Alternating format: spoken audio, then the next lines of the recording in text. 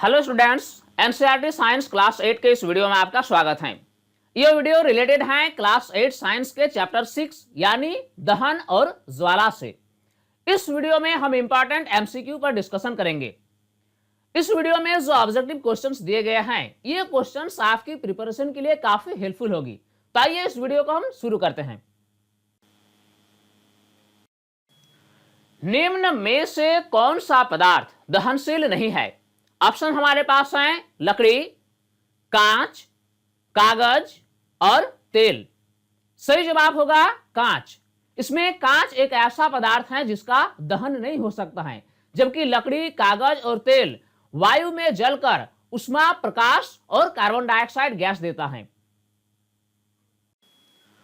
वह न्यूनतम ताप जिस पर कोई पदार्थ जलना शुरू करता है क्या कहलाता है? ऑप्शन दिया गया है उष्मीयमान, ईंधन दक्षता, ज्वलन ताप या इनमें से कोई नहीं। देखिए होता क्या है कि हर प्रकार के ईंधन पदार्थ को जलने के लिए एक न्यूनतम तापमान की आवश्यकता होती है। जब तक इस ईंधन पदार्थ की तापमान इस न्यूनतम तापमान तक नहीं पहुंच जाती है, तब तक यह पदार्थ नहीं जलता है और इस तापमान को उस ईंधन का ज्वलन ताप कहा जाता है। यानी इस क्वेश्चन का सही जवाब होगा ज्वलन ताप।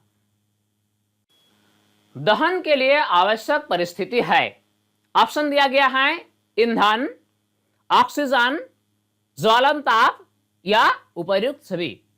दहन के लिए 3 आवश्यक परिस्थितियां होती हैं। पहला है ईंधन, दूसरा है ऑक्सीजन और तीसरा है ज्वलन ताप। यानी किसी भी स्थान पर आग तभी लगाया जा सकता है जब वहां पर ईंधन पदार्थ मौजूद हो। इसके अलावा आग लगाना तभी संभव हो पाता है जब वहां के वातावरण में ऑक्सीजन गैस हो, यानी बिना ऑक्सीजन का आग लगाना संभव नहीं है। इसके अलावा किसी भी ईंधन पदार्थ का दहन तभी हो सकता है जब उस ईंधन पदार्थ को एक न्यूनतम तापमान की प्राप्ति हो, यानी उसका तापमान जब ज्वलन ताप के बराबर हो जाए तभी उस पदार्थ का दहन हो सकता है। यानी दहन के लिए आवश्यक परिस्थितियां हैं ईंधन, ऑक्सीजन और ज्वलन ताप। यानी इस क्वेश्चन का सही जवाब होगा उपर्युक्त सभी। श्वेत फास्फोरस वायु के संपर्क में आने मात्र से ही जल उठता है। इस प्रकार के दहन को क्या कहा जाता है? ऑप्शन दिया गया है तीव्र दहन, स्वतः दहन, विस्फोट या इनमें से कोई नहीं। श्वेत फास्फोरस एक ऐसा पदार्थ है जो वायु के संपर्क में आने मात्र से ही जल उठता है। यानी ये जो है ये वायु की ऑक्सीजन के साथ अभिक्रिया करके आग की लपटों के साथ जल उठता है। तो इस क्वेश्चन में हमसे पूछा गया है कि इस प्रकार के दहन को क्या कहा जाता है? इसका सही जवाब होगा स्वतः दहन। यानी स्वतः दहन एक ऐसा दहन है जिसमें कोई पदार्थ बिना किसी प्रत्यक्ष कारण का स्वतः ही जल उठता है। पटाखे का दहन किस प्रकार का दहन है? ऑप्शन हमारे पास है तीव्र दहन, स्वतः दहन, विस्फोट या इनमें से कोई नहीं। पटाखे के दहन में क्या होता है कि इसमें एक आकस्मिक अभिक्रिया होती है जिसमें तेज आवाज के साथ ऊष्मा और प्रकाश मुक्त होती है। इस प्रकार के दहन को विस्फोट यानी एक्सप्लोजन कहा जाता है। सोने और चांदी को पिघलाने के लिए सोनार ज्वाला के किस क्षेत्र का उपयोग करता है? ऑप्शन दिया गया है बाहरी क्षेत्र, मध्य क्षेत्र, आंतरिक क्षेत्र या पूरे ज्वाला का। सोनार जो है ये सोना और चांदी को पिघलाने के लिए ज्वाला का इस्तेमाल करते हैं और ये ज्वाला के बाहरी क्षेत्र का उपयोग करके सोने और चांदी को पिघलाते हैं। इसका कारण क्या है कि ज्वाला का जो बाहरी क्षेत्र होता है यह सबसे गर्म वाला क्षेत्र होता है और इसीलिए सोनार ज्वाला के सबसे बाहरी क्षेत्र का उपयोग करके सोना और चांदी को पिघलाते हैं। निम्न में से कौन सा गैस एक उत्तम अग्निशामक है? ऑप्शन है ऑक्सीजन, नाइट्रोजन, हाइड्रोजन या कार्बन डाइऑक्साइड।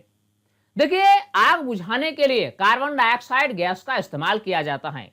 यानी कार्बन डाइऑक्साइड गैस जो है ये एक उत्तम अग्निशामक का कार्य करता है।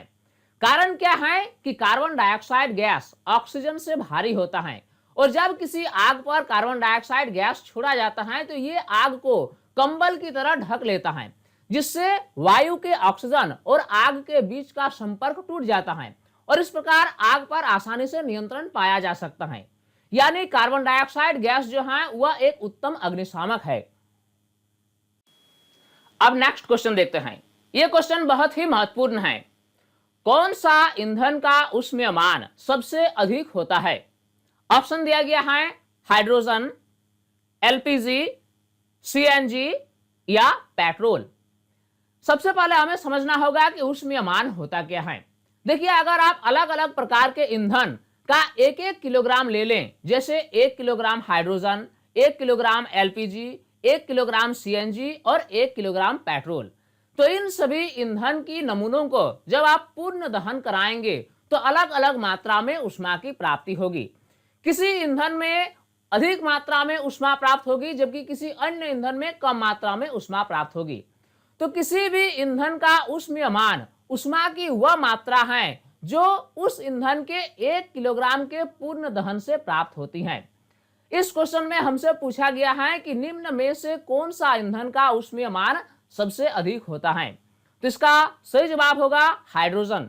हाइड्रोजन का ऊष्मीयमान बाकी ईंधनों की तुलना में अधिक होती है, यानी हाइड्रोजन अधिक मात्रा में ऊष्मा उत्पन्न करता है। निम्न में से कौन सा गैस हमारे लिए अधिक खतरनाक होता है? ऑप्शन दिया गया है carbon dioxide, carbon monoxide, nitrogen या हाइड्रोजन।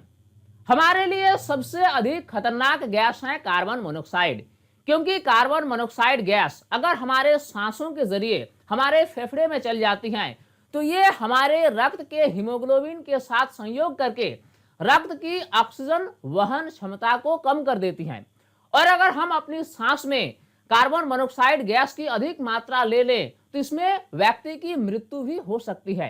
यानी कार्बन मोनोऑक्साइड गैस हमारे लिए अत्यंत खतरनाक गैस है। दहन के पोषक पदार्थ है। ऑप्शन दिया गया है कार्बन, ऑक्सीजन, जल या कार्बन डाइऑक्साइड। देखिए, जैसा कि हम जानते हैं कि दहन के लिए 3 आवश्यक परिस्थितियां होती हैं। पहला है ईंधन, दूसरा है ऑक्सीजन और तीसरा है ज्वलन ताप। तो इसमें ऑक्सीजन जो है वह दहन का पोषक पदार्थ है, यानी बिना ऑक्सीजन का किसी भी ईंधन का दहन नहीं हो सकता है, इसीलिए ऑक्सीजन को दहन का पोषक पदार्थ कहा गया है।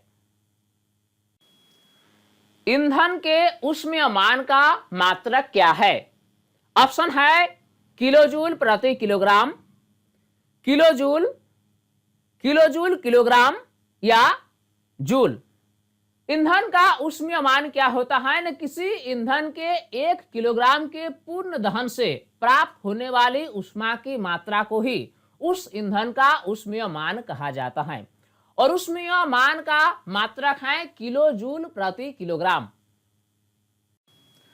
नेक्स्ट क्वेश्चन है, ईंधन के अपूर्ण दहन के फलस्वरूप कौन सी गैस मुक्त होती है?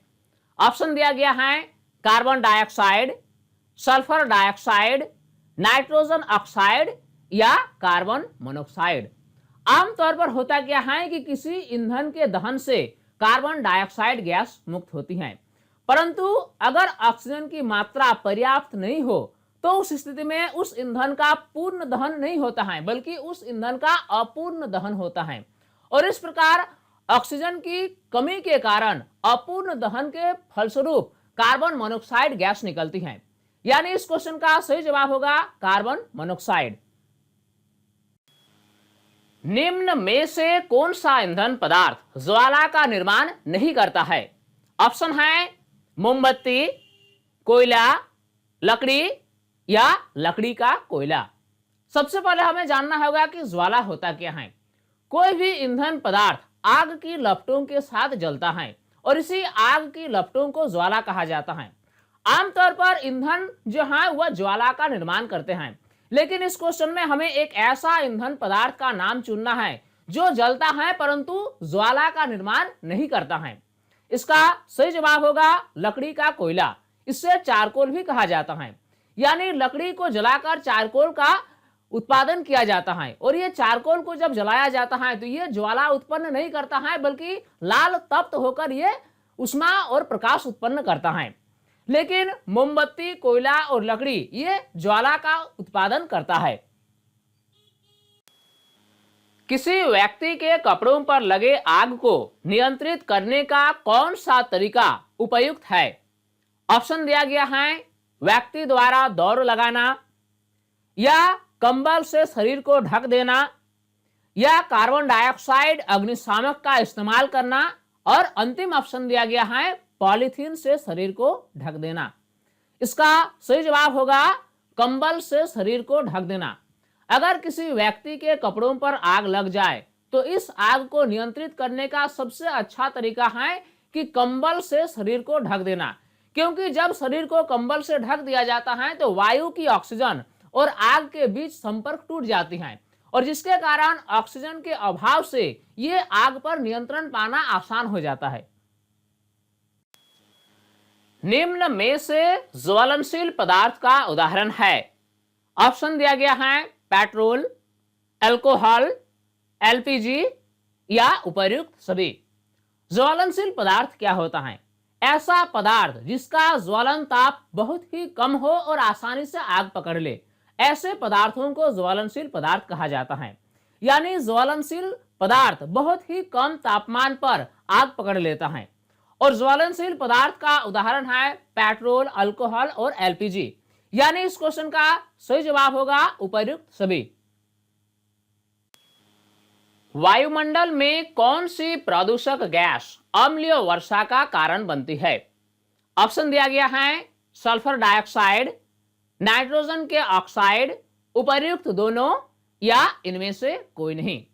देखिए होता क्या है, जितने भी जीवाश्म ईंधन हैं जैसे कि कोयला, पेट्रोल, डीजल, इन सभी के दहन से वायु में सल्फर डाइऑक्साइड गैस और नाइट्रोजन के ऑक्साइड मुक्त होते हैं, और ये हानिकारक प्रदूषक वायुमंडल में मिल जाते हैं, और वर्षा के जल के साथ ये गैसें मिलकर अम्ल का निर्माण करते हैं, और ये अम्ल वर्षा जल के साथ मिलकर धरती पर पहुंचते हैं, और इसी प्रक्रिया को अम्लीय वर्षा कहा जाता है।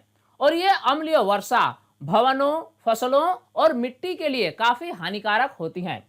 तो इस क्वेश्चन में हमसे पूछा गया है कि वायुमंडल में कौन सी प्रदूषक गैस अम्लीय वर्षा का कारण बनती है? तो इसका सही जवाब होगा उपर्युक्त दोनों, यानी सल्फर डाइऑक्साइड और नाइट्रोजन के ऑक्साइड। निम्न में से कौन सा ईंधन सबसे कम प्रदूषणकारी है? ऑप्शन है पेट्रोल, डीजल, लकड़ी या सीएनजी। सबसे कम प्रदूषण फैलाने वाले ईंधन है सीएनजी। इसीलिए सीएनजी को एक स्वच्छ ईंधन माना गया है।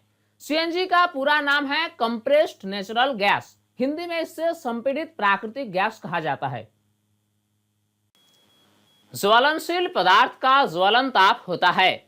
ऑप्शन दिया गया है बहुत अधिक, बहुत कम, मध्यम या इनमें से कोई नहीं। ज्वलनशील पदार्थ ऐसा पदार्थ है जिसका ज्वलन ताप बहुत ही कम होता है, और ये बहुत कम तापमान पर ही आग पकड़ लेती हैं। उदाहरण के तौर पर पेट्रोल, एलपीजी या अल्कोहल ज्वलनशील पदार्थ का उदाहरण है। तो स्टूडेंट्स, उम्मीद करता हूं इस वीडियो में दिए गए ऑब्जेक्टिव क्वेश्चन से आपको लाभ हुआ होगा, और ये वीडियो आपको कैसा लगा आप हमें कमेंट सेक्शन में जरूर बताएं।